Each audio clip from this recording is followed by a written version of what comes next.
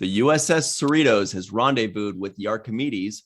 Sonia Gomez is back, and the ballroom dancing competition will have to be postponed. Hello, everybody, and welcome to the Seventh Rule with Cirroc Lofton. Hello, hello. My name is Ryan T. Husk. Today, we're doing a review of Lower Decks Season 2, Episode 10, First Contact, and we are joined by associate producer and ensign on the Cerritos, Homer Freezy, out somewhere in New Yeezy.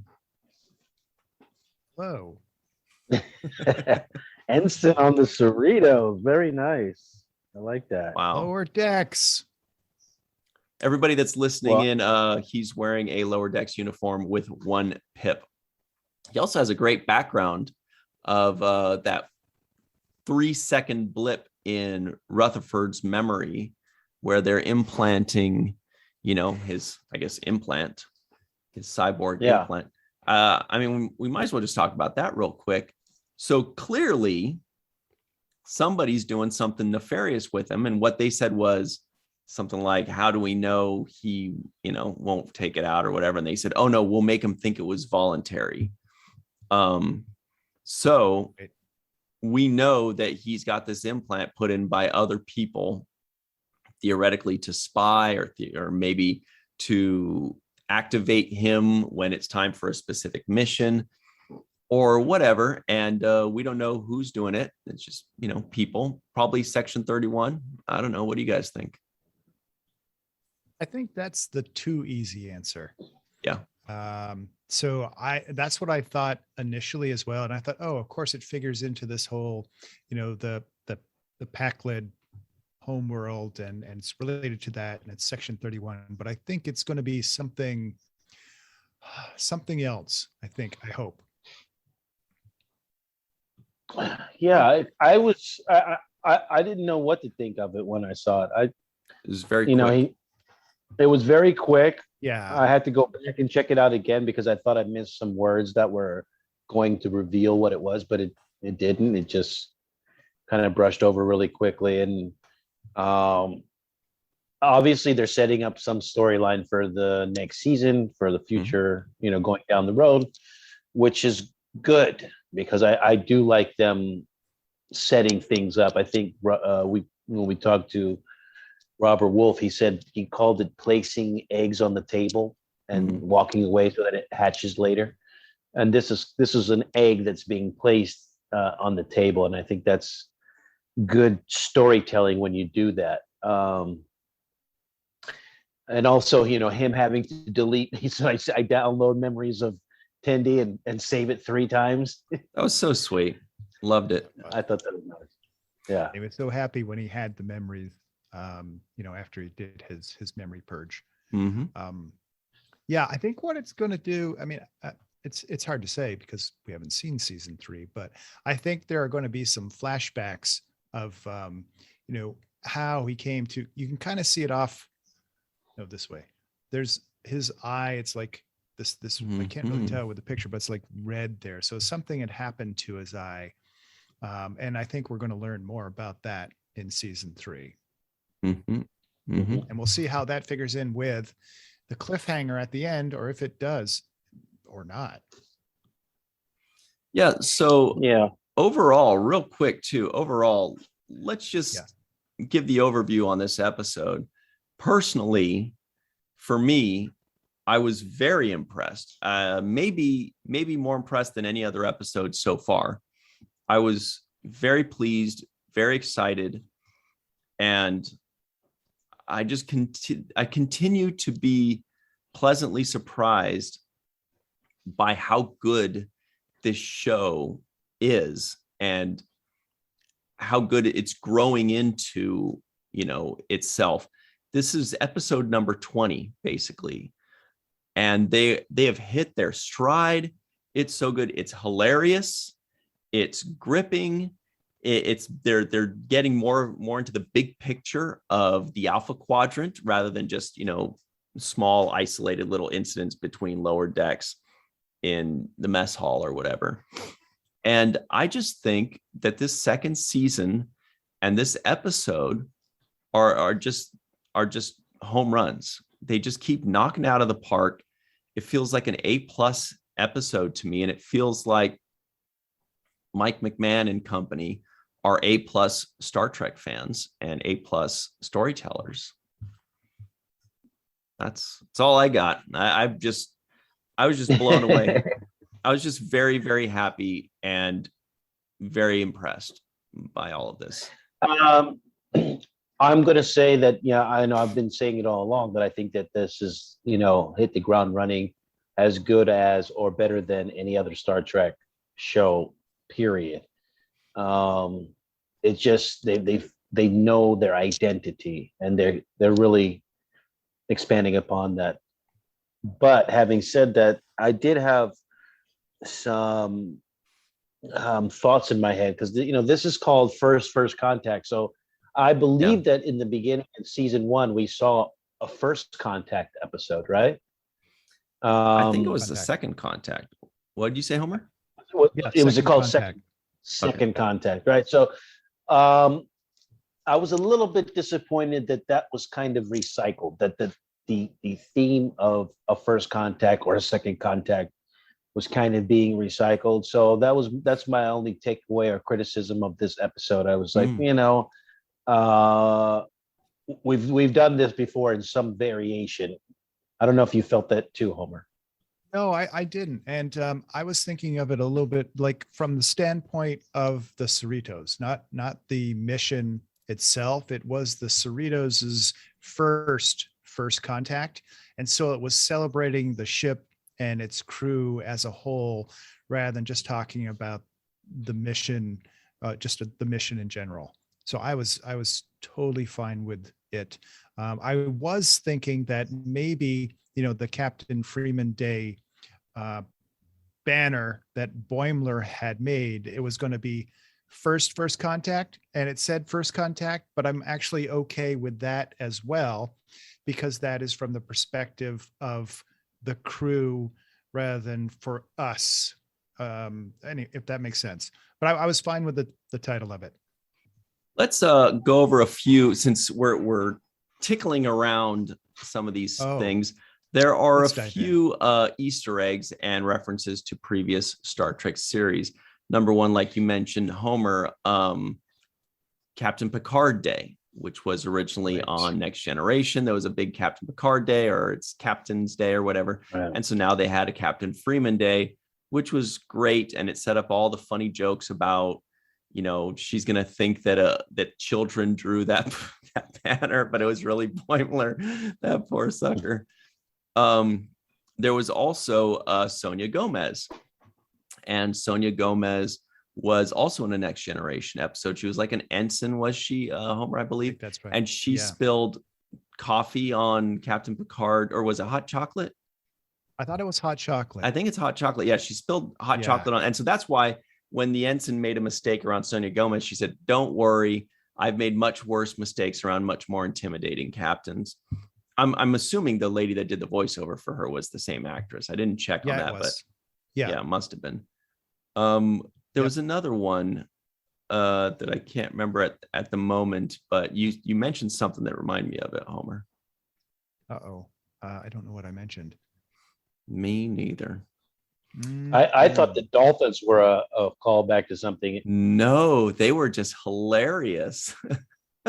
So the dolphins were never in a Star Trek anything. They were cetacean. I thought that was going over my head. Right. They've mentioned cetaceous ops, but they've never, to my knowledge, or did they show it like in a blueprint or something, Homer? Oh, I think it's in a blueprint. It's probably in a blueprint, or maybe it's in like the TNG manual, but it was definitely a place on board the Enterprise.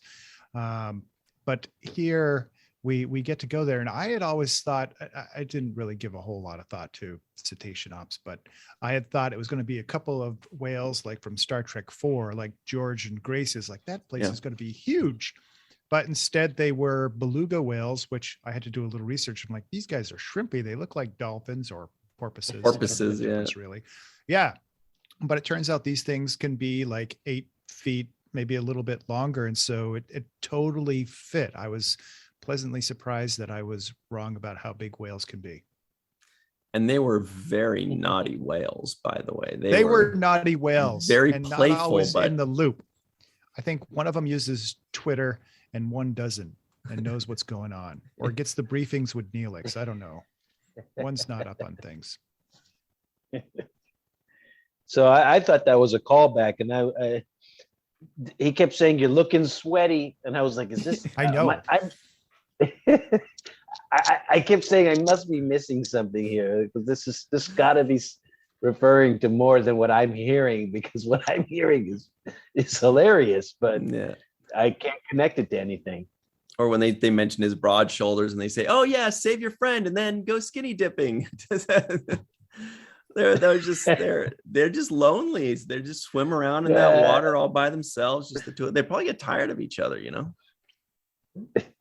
I wonder if it's just the two of them, or if there are other shifts that relieve them, and where they are within that sort of big pool area. Mm-hmm. Then the other dolphin says, "Hey, you're looking sweaty." He's like, "I already said that." Yeah, catch up. I know.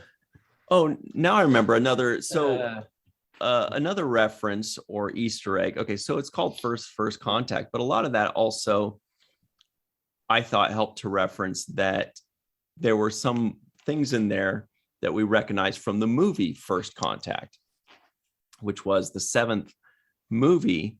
And a lot of it, you know, like the space suits and the spacewalk, when they're out on the hull of the ship and pulling off the things, that was like on First Contact. And they even had the twisting handle, you know, where they put their hand in and you twist the handle and pull it out. Yeah, that was very clearly done on, you know, the Star Trek Next Generation movie First Contact, and it looked exactly the same. And I recognized it because that was a very tense scene in the movie, and they had that exact thing with the twist, the pull out, right, Homer? Yeah, Ryan, since you say that, it actually brings up another parallel that I hadn't thought of from First Contact. It's when Worf is out there on, I think it's the deflector dish. I'm not sure what that, or whatever that places on the Enterprise is called, but he ends up there's this fight and he ends up with a rip in his suit, and so just like Boimler, after he had released it, he had the rip in his suit as well. So I thought that was a nice parallel. Whether or not that was intended, probably was. I hadn't thought of that. Yeah, with Worf it was on his leg, and with Boimler it was on his shoulder, but that's true. It's recognizable imagery for sure. Good point. Thank you. I didn't catch that, and I didn't know that Sonia Gomez was another character from before. I didn't realize that either. I was like, oh, that's really cool that they brought in this Latina woman to be, you know, a captain on this show. And I definitely like when they go out of their way to make sure that they have diversity in Star Trek, and this is an example of it. There was another character in this episode who had a traditionally Indian voice, you know, and I like to hear his voice too, because it shows diversity as well. And I'm always happy to see people being included into the spectrum, so that we're welcoming more people than pushing them out. That's the Sonia Gomez. Yes, that's Sonia Gomez right there with hot chocolate all over her uniform as an ensign, as you can tell. I couldn't remember what season it was, but now seeing these stripes here tells us it may be first or second season, because I think season 2. Yeah, because that's definitely the older stuff. But yeah, there she was, you know, and then she was in multiple, you know, scenes. But that's her, and they're obviously got the same actress to reprise that role. And now everybody's happy to know that she survived and moved up to be a captain eventually. So that's really cool. Very happy for her. And all the nerds like myself, when they, you know, they showed like 2 days in advance, they give little sneak peeks, and we see that Sonia Gomez is coming back, and everybody's like, oh my God, Sonia Gomez, that's the one that spilled the hot chocolate, you know. Very exciting, very cool callback for all of us. Sweet. Yeah, it definitely was. I don't know if it's a nitpick, or maybe I just wasn't paying attention where a particular scene was, but you have the first scene where Captain Freeman is learning about the promotion. You know, they have the champagne and stuff there, and that's the one, I think, the one that's behind you, Ryan. And then later on, that particular, like those things that were on those shelves, it's different stuff. We're back to what we usually see in her office, which is the spyglass and stuff. Whereas in that particular one that you have, it's like there's this big rifle, I think, that's behind them at the moment. Or that's what it seems like to me anyway. So I don't know if they were in the for that first scene, if they were in a different room, and maybe it's the same room where we end, where she is arrested. I'm not sure. I have to watch it again. I don't know either. That was a really cool scene though, when they have the twist at the end. I mean, I don't mean to bounce around a bit, but like that was a very, very cool scene, because she comes out and everybody's like, yay. And then like, it's super dire all of a sudden. This episode is my favorite of the 20 so far. And I am totally fine with it ending on a cliffhanger. I'm like, okay, that's cool. I like that. And I was just, and I don't know, I'd have to go back and watch / listen to some of the other ones, but I don't know that music played such a huge role in other episodes. But in this one, it really propelled us along, and it gave us that sense of suspense as well. You know, and real quick, speaking of the cliffhanger, some of my favorite Next Generation episodes, I don't think, well, yeah, I'm sure Deep Space Nine and the others do it as well, but Next Generation to me really stands out as some of my favorite episodes had Captain Picard being captured, or Captain Picard doing something else, or in Gambit Part 1 and 2, Captain Picard and Riker are gone. And because then you get to see other people lead for an episode or two. There's like this really interesting dynamic between Worf and Data when Picard and Riker are on that other merchant ship or whatever in Gambit. And it's really cool and really interesting. And it's almost kind of like watching Lord of the Flies. Like, what do people do when their captain's gone? How does it resettle? Who does well? Who doesn't do well? Do, you know, in this case, will Shax take orders well from Ransom? Will Ransom know what the hell he's doing? Is he ready for that? You know, there's all these interesting little things. So I hope that we follow Freeman's storyline for a couple episodes in whatever she's doing, and we see how things shake out without her. You know, it's always really interesting to take people away and see how everybody reacts to it. Yeah, I hope they go that route as well. I'd love to see the crew without the captain for a while, or maybe there's this other captain that they try to impose upon them, and that doesn't go well. Exactly. Yeah. Yeah, and I do like them ending on a cliffhanger. I think it's really good, just to keep the audience in a little bit of suspense and wondering about what's going to happen next, coming into the third season. So they're already following the blueprint of, you know, multi-seasonal arc, and expecting to be around for a while because they're setting themselves up, you know, to continue the storyline. So I do like that. And as far as the dynamic that you were talking about, Ryan, I do think that it's good when you start to see different things change. I think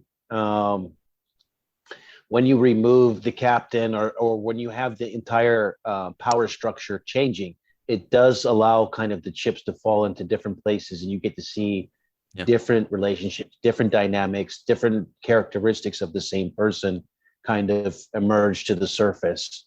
And so they're even playing that card very well in this episode too, which we will see going forward. Yeah. I thought Shax's line in this episode was hilarious when he yells at Freeman and says, "You're lucky I'm so spiritually centered, or I'd snap." Yeah. I liked it when he said, when they were going to arrest Freeman, he's like, "I'll kill you." I'm like, whoa, easy, Tiger. Easy. Yeah. He's just so like, he's always at 11. But just finishing the thought on it, if and when Captain Freeman, you know, is gone for an episode or two, I think probably, yeah, Homer, you may be right that they'll bring in a different captain, that will rub them the wrong way or that won't work. And then I was following that train of thought and thinking kind of like Edward Jellicoe. And then I thought, well, wouldn't it be juicy if they got Ronnie Cox, who's still around out in Texas somewhere, to reprise his role as Edward Jellicoe, the captain, to show up and take over the Cerritos for a while and just piss everybody off and just rub everybody the wrong way. And then that would be amazing. I mean, with voiceover and with animated, you can absolutely do that. So that would be awesome. That would be awesome. That would be. I think they left this episode with so many places to go, you know, with all of the different crew members. We have Rutherford, we have Tendi, who is going to start in this new career in science itself proper. You have Boimler, who has this sort of humbleness now, talking about, yeah, well, you know, when you've been in whale pee or whatever it is. So, and then we've got Mariner, who's like, she and her mom sort of reconciled at the very end. It's like, okay, yay. And then crash, mom's gone. So she's going to be dealing with that. You have the entire crew dealing with the departure of Freeman. So I think there's a lot of different ways, a lot of different things that can be explored in season 3 and beyond.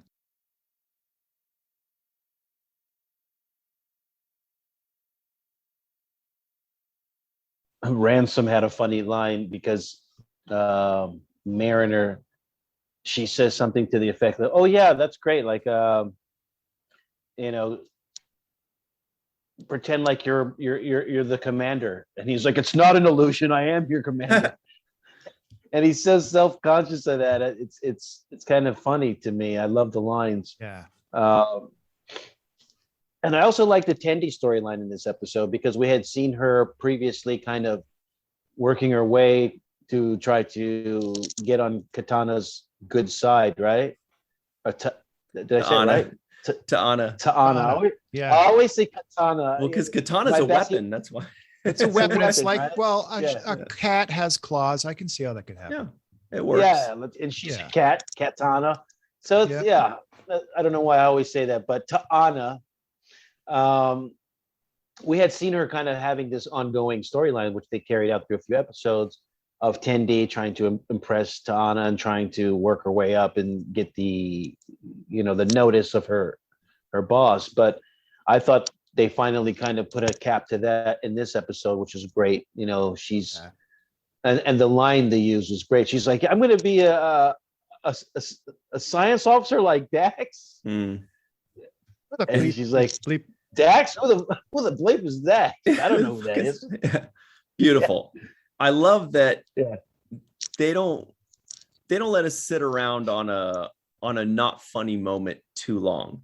Like, right. We're watching, and there's always a character that just snaps us out of it and reminds us, hey, I'm watching a funny show. And honestly, I thought it was beautifully placed. And I even played it back like 3 times just to hear exactly what she said and how she said it. Because I don't know why, but just for some reason, they put the comedy in the right places. And it's always, there's a little bit of shock factor in there, a little bit of shock value. And I loved it. I thought it was great. It seems like Dr. Katana has a great moment in every episode, whether it's jumping into a box or in this episode, right. She was also purring. Like at first she was like, "Oh, I don't want to hug it." And then she's like, "I'm okay with it." And she starts to purr. I was like, "Oh my God, this is so freaking cute. I love it. It's hilarious." It's hilarious what a cat she is. Pretty soon there's going to be a moment where, like, you know, Shax is trying to work on the computer and she's going to walk and just sleep on the keyboard. Because if anybody has a cat, they know if you're reading a newspaper or reading a book, the cat's going to sleep on the book. If you're typing on something, the cat's going to sleep on the keyboard. They're like, pay attention to me. You don't have a choice. Yeah. And then obviously the language that they use, the writing is just good.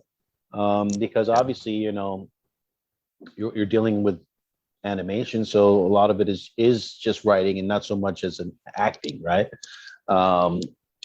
We're voice acting, so there is acting. Let me take that back, but not on camera acting, so you don't have to worry about looks that you're giving or wardrobe or whatnot. or hitting your mark. But the thing that I did like is, there was a moment they were like, yeah, should we, give her a round of applause when she's leaving? And Mariner's like, that sounds like betrayal, but with clapping. And I love those lines, right? Yeah. Beautiful. Very smart. Very Yeah. smart. We also had a few NAMs, just real quick. We had Kirk with the NAM, as you mentioned.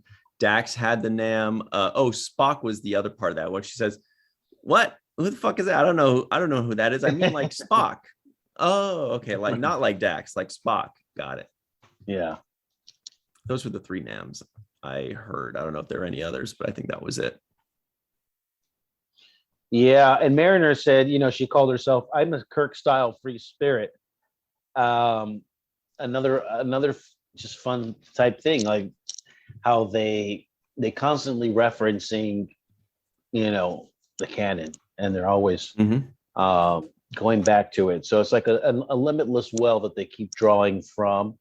And it allows them to not only tie in some of the old storylines, but gives them an anchor to something that's already known. But then they spin off and go into their own direction and whatever they want to do. The pack leads, the pack lead explosions and this and that. And so I love the way that this show balances a new adventure with familiar ideas, storylines, and characters. Well, look, this show, and I'm sure this has been said before, but this show is very clearly a love letter to Star Trek. It's a love letter to Star Trek, and it comes through with the references, with the Easter eggs, with the heart of the show, with all the characters that we see coming back, from Riker to the Data mentions to the Sonia Gomez's. And it's the kind of show that just makes longtime Star Trek fans feel really good.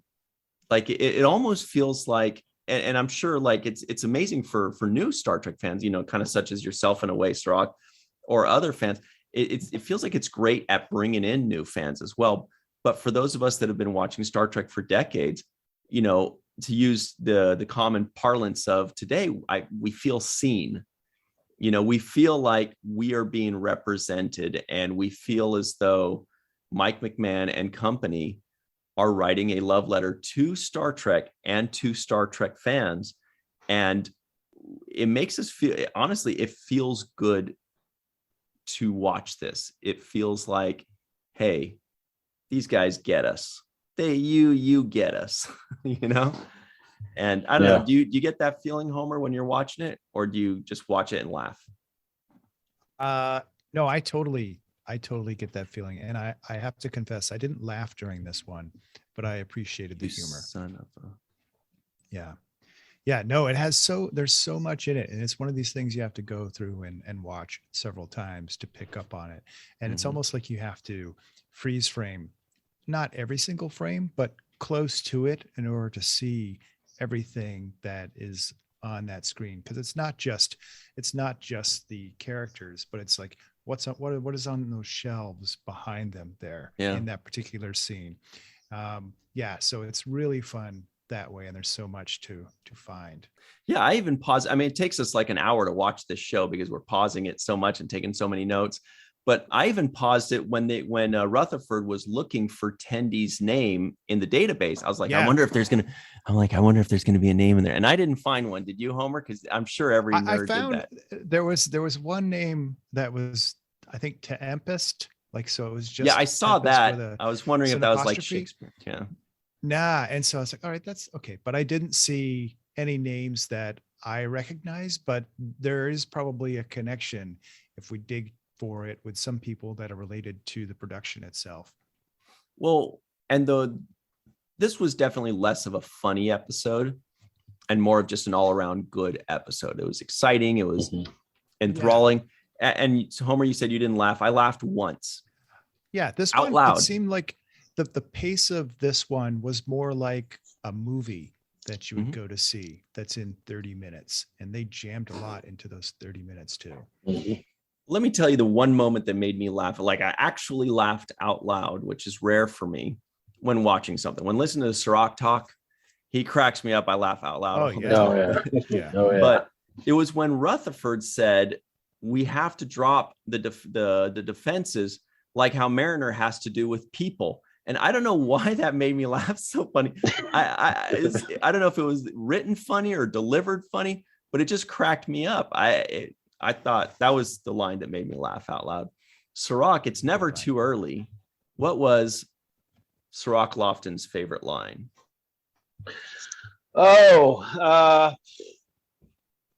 Favorite line. Oh, my favorite line. And, just want to piggyback off what you're saying. This wasn't so much as the funny episode. Like I didn't find moments where I was laughing out loud as I have in the past.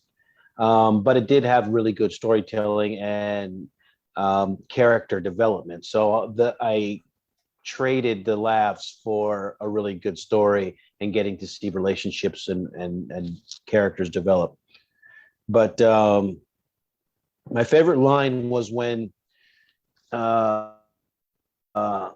Rutherford was getting his memories, was working on his memories, and he was trying to download and he was getting advice about what he needs to do. And the guy said to him, he says, if you can't make new memories, does it matter? Yeah. And I just thought, wow, that's like, we hold on to so many memories, but if you can't make new memories, then, what good are the old memories, right? It's kind of, so I kind of like the value in that statement. It made me kind of reflect on what that meant and how important it is to cherish the present and the moment that you're in and creating these new memories. Okay, there was one other line, and I had to do is I just checked. Sorry, there's a fly flying around, or maybe it's like a little tiny drone spy. But there's also the Lower Decks group on Facebook, the big Lower Decks group on Facebook that I admin for, and I wanted to kind of check to see if we missed anything as far as Easter eggs and references, because this one seemed to have a few less, but there are always some that pop up in the coming days, And one really funny moment was when they saved Boimler, and I didn't know they're beluga whales. I thought they were porpoises. The beluga whales said, "Spray them, keep them wet," or said, "Spray them with water, keep them wet." I like that one a lot. So I like the beluga when he said, "Hey, did you guys celebrate Captain Freeman's Day?" And they're like, "Nah, that's for calves." Yes, I don't smart. know. I thought that was funny. So real quick, I'll just show a few of the comments since this is the last episode of the season. So I think we should give a little kudos. Levi says that was an incredible finale. There's a lot of this kind of stuff. Cliffhanger. Then there's Ryan kissing butt over here saying how great it was. Melissa says, "Whoa, best finale from Warren." Dennis says that was so amazing. Show says so good. Ian says, "Whoa." Jesse hates the to be continued. Hauk has a lot of good stuff to say about it. Felix said, "Make Mike McMahon the exec for all Trek. He truly understands what great Star Trek is all about." That's pretty cool. Stu says, "This had no business being this awesome." That's hilarious. Jesse has more good things to say. Ken agrees 6 seasons and a movie. He agrees with you, Cirroc. Many, many seasons to go. I mean, it's just all good stuff. This is how much people are loving this. And I feel like this needs to be seen and this needs to be shown. Except for Watts. As a ballroom dancer, this is not acceptable. Dang. Yeah, you're not supposed to throw your shoes serious. Like that. Our boy Andre says he loved it. Undercover Section 31. Oh my God, Captain Gomez. I mean, like it just goes on. And this is just in 12 hours, basically. And they are just going, what is going on here? Anyway, that was one of the memories. Oh, yeah. Andre Kottman catches one of the memories, aka Andre Saxman. Rico. Oh, short treks in the ballroom competition. Funny, Rico. Anyway. we don't have to spend too much time on this, but my God, that is a lot of comments and a lot of huge praise just happened in the first half of today. And I just want to make sure that that is seen and that is known, because the people that are making the show, I think, deserve to see this and deserve to know this. Maybe they've got their little spies in there in the group and they read this on their own, or maybe they don't give a what other people say. They know it's good and they don't care what we have to say. But anyway, just wanted to point that out. Yeah. Cerritos strong was one of the words that came in this. And, you know, I thought that was cool because they kind of use how, you know, nowadays when something major happens in a place, you know, it's Boston strong, Vegas strong. And they use Cerritos strong. And it was good to see that come from Jennifer the Andorian. Right. Why? Yeah, I like that. Oh, because you from seeing her, you're like, is this person an undercover agent or something? She seems so aloof. And then you realize that, no, that's not the case. We'll probably learn more about her as we go, but she's all about Cerritos and she saved Beckett. And it's like and then she brought her over to see Boimler, and she's probably developing a crush for him. We don't know. Ooh. Yeah, I think so. Yeah, I think we're going to see more of her character. Obviously, I think that's going to be getting fleshed out more in the future. I think so too. And she may have some ulterior kind of motives behind her presence there too. So I thought that was a good allusion as well, Homer. Mm-hmm. And the formal dance being canceled, that was kind of a funny moment for me. That was a laughable moment for me when, you know, the lady's pissed off about that and she storms out of the ballroom. I thought that was hilarious. So yeah, there were moments that still kept the humor, but for the most part, this was like, what made it serious was like, you know, we're going to miss you. So it's like, it's kind of a farewell, kind of goodbye, which puts things in a whole different kind of perspective of appreciation and gratitude. So I like it when they do that because it ups the ante for what the storyline's about. Yeah. This episode from start to finish just had me riled up. I'll be honest. I watched it late last night when it dropped. And shout out to Mike McMahon on Twitter for letting us all know when it's up at 11:17 p.m. Pacific time. He's like, all right, everybody, it dropped now. And let me tell you, man, it was, you know, I'm watching it at midnight and it was exciting. It was fun. It was enthralling. I was very happy while I was watching it. And I kept having to pause it to take notes. So I'm only assuming that it's even more exciting when you're just watching it all the way through without taking any notes. When you're just, I mean, it's over in 22 minutes. Then it must be, it's just so jam-packed. But I feel like it was just such a strong ending. And I was kind of wondering, what do you guys think about season 2 as a whole? Like now that we've had 10 episodes to kind of see how season 2 has played out, what do you think about season 2? What do you think about Lower Decks overall? Well, I think season 2 has been fantastic for one. I think we started off a little bit with Boimler being on the other ship, right? I think is that what the beginning of it. And what I've noticed is that from season 1 to now season 2, I believe that the story has become a little bit less about Boimler, which I thought Boimler was the main focal point in the first season. Him and Mariner kind of tied for first place in a way. But now I'm seeing that they're focusing in on the other characters, which makes it just that much better, because when I get to see Shax and his development in this season, I thought was really good for them. We got a little bit of Ransom and his his kind of character getting flushed out, his vanity and all of this stuff that they're working on with him. The Tendi situation is starting to have legs, and I'm starting to, she's starting to find her own self and identity in this show, which she kind of was in the background a little bit in the beginning. And Rutherford's comedy is getting better to me. He's just hitting that pocket of comedy that's very rare to hit, where he doesn't need much to hit that line out of the park. So what I think that they're doing a really good job of developing the rest of the crew on the Cerritos and making you care about the characters.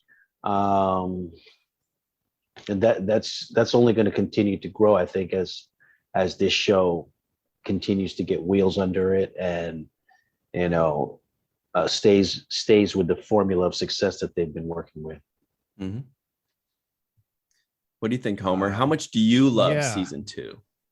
I love season 2. And if I could say everything that Cirroc just said, I would, but people can just rewind and listen to it and pretend I said it. The other thing that occurred to me, I was like, wow, they took the outer hull off of the Cerritos. Yes. A move that had never been done, so far as I know. And they also created essentially another ship for Eagle Moss to make. So that's great. Yeah. And then all these other ships, it was nice to see. It's not an Excelsior class. It's called something else. It's like bigger and better than Excelsior. It looked like Galaxy to me. The other ship. Yeah. The Archimedes. I don't know what it is, but it reminded me of the Enterprise E a little bit. I can't remember what it's called, but so all these ships, and they look fantastic. Oh yeah. Was it the one that's named after their art director? Yeah, I think that's the Archimedes. Yes. Yeah, it's like 5 letters, 3 anyway. Yeah. So they're I mean, again, I agree with everything Cirroc said. We're getting so much more from the different characters, and occasionally they surprise us as well, but in a way they don't. So you have Rutherford and Tendi, where they watched the I want to just say the phenomenon. I don't know what what it's called, but it's a callback to when they were there together in this tube. And he's like, you think he's going to profess his love for her or something. And he says, I love the Cerritos too.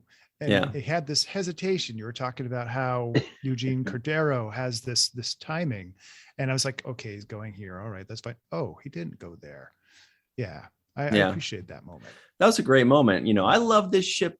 I love this ship too. And they shared that mutual love for the ship, but that just brings them closer together because they do have such similar interests and they do get along so well. By the way, it's Obena class, Obena, however you pronounce that. I think it's Obena. But yeah, Cirroc, I thought of you when they showed the Cerritos totally stripped down without the hull, because we kind of get into when they have those cool nerdy ship discussions, or they're saying, oh, when Miles O'Brien is saying aft thrusters or coming in for the kill or whatever he says, or when they have really cool shots of the ship. And this was something we've never seen on Star Trek, was a stripped down ship.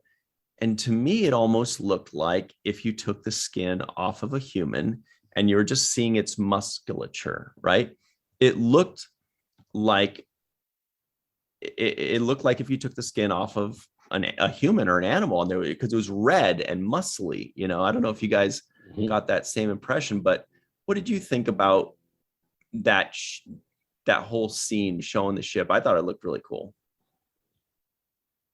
Well, that's what made me think of it in terms of an actual filmed Star Trek as opposed to an animated Star Trek. They gave the element of a real Star Trek episode or film, and brought that to this animated series. So to me, I was like, oh, that's pretty cool. I never heard of anybody doing that before. So that's again, once again, like I said, they have this very good blend of hitting all of the old notes, making sure that they cover some of the bases of the past, and giving those Easter eggs for all of the big Star Trek fans that have been watching for over the decades. But then they also cover new ground in doing something that hasn't been done before, which was clearly in this episode, which removing the hull. So I thought that was a great addition. It reminded me of some of those scenes in Star Trek where they're like, we can't do it. And it's like, well, reroute the power or do this, or what about the shields and this and that? And they're always trying to be, use their ingenuity to figure a way around a problem to come up with a solution. And this was a perfect example of that kind of traditional problem solving that Star Trek is known for. There was also one more line that was funny. Maybe didn't make me laugh out loud and wake up the neighbors, but I really liked. And that was, and again, I think it was kind of like how Rutherford's line about kind of like what Mariner needs to do with people. That line, it was his delivery that was really funny to me, I think. But the way Mariner, the way she delivered this line, where when she was leaving Boimler and them to handle the stuff with the beluga whales, she leaves, she's like, okay, thanks. Okay, sorry, as she's running out the door. And it was just the way she delivered it was perfect, was just exactly what you needed to paint that picture, of her running out the door and just going, okay, sorry. I'm going, like she's this nervous wreck, but she's just trying to do the right thing and she's trying to hurry. And it was also a very likable moment. They always give you moments to where you can like the characters, where they're vulnerable, or they say something stupid, or they do something ridiculous, or they take themselves too seriously. And that was another one of those moments for Mariner, I thought, where where I don't know, she just felt very human to me in that moment. I really liked it. Yeah, and to add to that, when Mariner towards the end is making friends with this Andorian character. Yeah, Jennifer. Mm-hmm. Jennifer, and Jennifer says something like, "Oh, I think you like me," and Mariner's like, "What? Oh, no, like that." Like the idea of becoming friends and warming up, like she doesn't want to hear that, right? Like, no, like, don't talk about that.